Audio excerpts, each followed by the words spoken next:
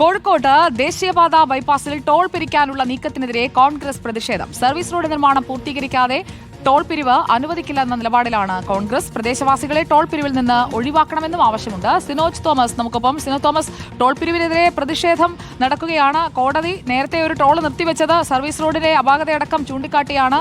അപ്പോൾ എല്ലാം പൂർത്തിയാക്കിയതിനു ശേഷം ടോൾ മതി എന്ന് പറഞ്ഞാണോ കോൺഗ്രസ് ഇപ്പോൾ നീങ്ങുന്നത്?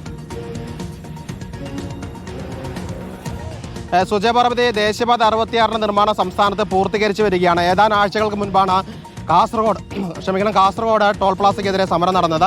സമാനമായ രീതിയിൽ കോഴിക്കോട് ബൈപ്പാസിലും സമരത്തിലേക്ക് കോൺഗ്രസ് കടക്കുകയാണ്. കാരണം ഞാൻ നിൽക്കുന്നത് ഈ ടോൾ പ്ലാസയിലാണ്, പന്തിരങ്കാവിനടുത്തുള്ള ടോൾ പ്ലാസയുടെ നിർമ്മാണം പൂർത്തീകരിച്ചു കഴിഞ്ഞിരിക്കുന്നു. പക്ഷേ ബൈപ്പാസിന്റെ നിർമ്മാണം ഇതുവരെ പൂർണ്ണമായും പൂർത്തീകരിച്ച് കഴിഞ്ഞിട്ടില്ല. സർവീസ് റോഡുണ്ട്, പാലങ്ങളൊക്കെ തന്നെ നിർമ്മിക്കാനുണ്ട്. അതിനിടയിലാണ് ടോൾ പിരിക്കാനുള്ള നീക്കവുമായി ദേശീയപാത അതോറിറ്റി പോയി. അതിനെതിരെയാണ് കോൺഗ്രസ് സമരമായി വന്നിരിക്കുന്നത്. ഈ ബൈപ്പാസ് എന്ന് പറയുന്നത് 30 കിലോമീറ്റർ പോലും ദൂരമില്ല. 60 കിലോമീറ്റർ പരിധിയിലാണ് ഒരു ടോൾ പ്ലാസ വേണ്ടത്. അങ്ങനെ 60 കിലോമീറ്റർ പരിധിയിൽ പോലും നിർമ്മാണം പൂർത്തീകരിക്കാതെയാണ് ടോള് പിരിക്കാൻ വേണ്ടി പോകുന്നത്. ഇവിടെ സർവീസ് റോഡിന്റെ നിർമ്മാണം പോലും പൂർത്തീകരിച്ചിട്ടില്ല. സർവീസ് റോഡിന്റെ നിർമ്മാണം പൂർത്തീകരിച്ചില്ല, ഡ്രൈനേജിന്റെ നിർമ്മാണം പൂർത്തീകരിച്ചില്ല. അതുമാത്രമല്ല, പ്രധാനമായും ഞങ്ങൾ മണ്ഡലം കോൺഗ്രസ് കമ്മിറ്റിയുടെ നേതൃത്വത്തിൽ നടത്തിയ സമരത്തിൽ ഉന്നയിക്കുന്നത് ഒളവണ്ണ ഗ്രാമപഞ്ചായത്തിൽ ഉൾപ്പെടെയുള്ള 20 കിലോമീറ്റർ പരിധിയുള്ള തദ്ദേശവാസികളെ പൂർണ്ണമായും ടോളിൽ നിന്ന് ഒഴിവാക്കണം, സൗജന്യമായി ഒഴിവാക്കണം. കാരണം ഒളവണ്ണ ഗ്രാമപഞ്ചായത്ത് 2 വാർഡുകളിലേക്ക് കടക്കണമെങ്കിൽ പ്രത്യേകിച്ച് ഈ ടോൾ പാസിലൂടെ കടന്നു പോകേണ്ട അവസ്ഥയാണ്. പ്രത്യേകിച്ച് നേരത്തെ നിങ്ങൾ സൂചിപ്പിച്ചതുപോലെ തന്നെ 60 കിലോമീറ്റർ പരിധിയിലാണ് ഒരു ടോൾ വരേണ്ടത്.